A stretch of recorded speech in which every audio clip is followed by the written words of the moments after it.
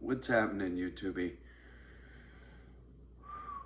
I'm gonna try to approach this topic like two grown-ass men having a conversation. And that's got nothing to do with gender. Two adults speaking to two adults, right? Back and forth, like adults. I don't know how else to make it any clearer what I'm trying to do with this conversation with COVID and my perspective and why. First off, my right lung collapsed 2 times. The first time it collapsed, it took, I think it was 5 or 6 days before it stayed inflated. That meant the tear took that long to close. They were about to open me up if it took one more day, and finally it closed. And they let me go home. Took the tube out, sent me on my way. Never knew what the fuck happened.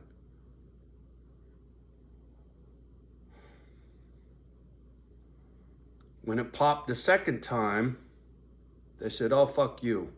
We're sticking your lung to the inside of your rib cage.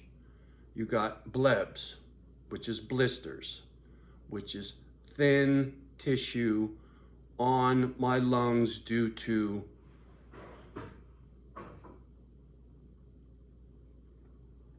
excuse me.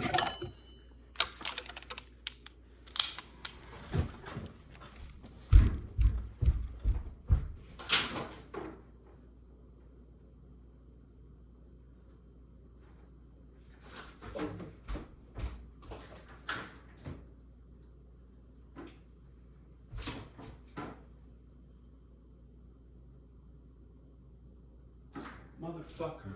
Fuck, what's it?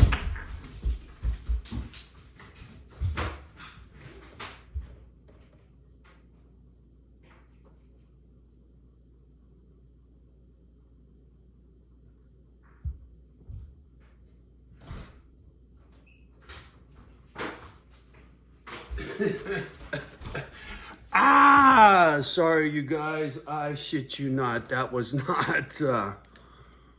not planned, but it makes for a good video. What can I say? Anyway. Fuck.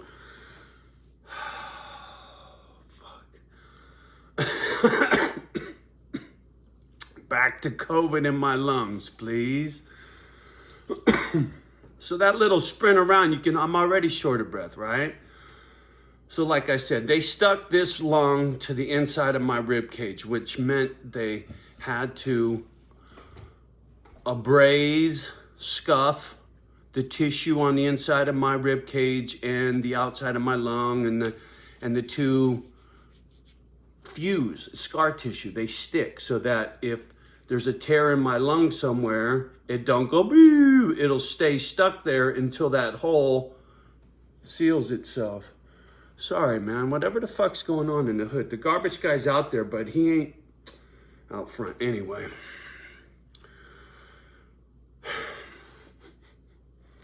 So, that's the right lung. The left lung hasn't popped yet.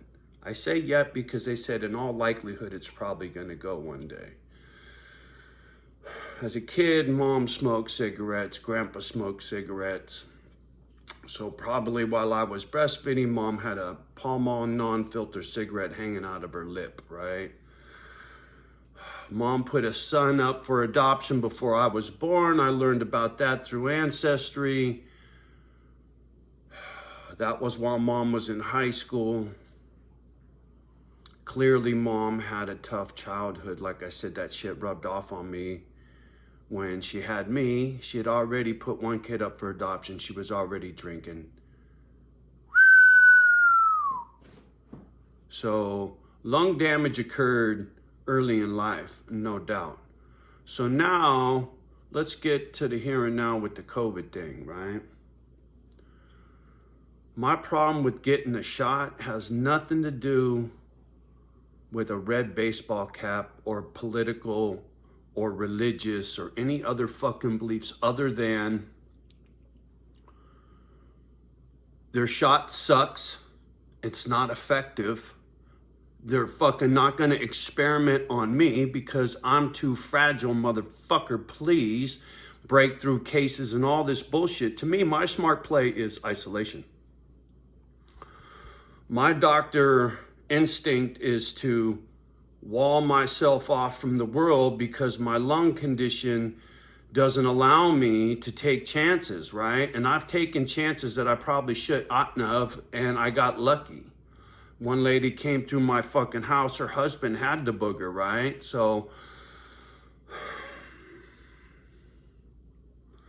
my personal view and belief about the booger is very unique, right? It's purely mine and mine alone because of my lung condition and because I'm asthmatic.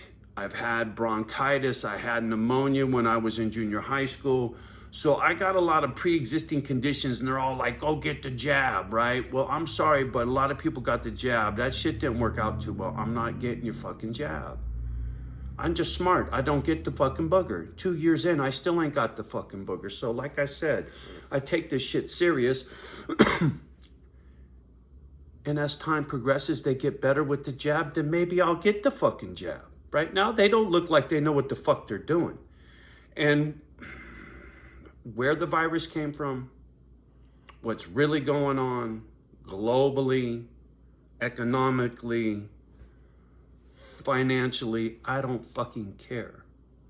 I have but one purpose left with what little bit of life I got left, and that's these pit bulls getting on some acreage to set up an old folks home for some fucking dogs to live out their days, because that makes me feel good. End of story. No more, no less. Fuck a booger, fuck a bully, and fuck your bullshit. I'm gonna do this, and nobody's gonna stop me. I'd already been there, and I will be there soon. I have no doubt. So I feel important to speak on this because what I'm seeing right now, what's going on in Europe, there's countries over there going on lockdown. What are you gonna do if they lock down the states again?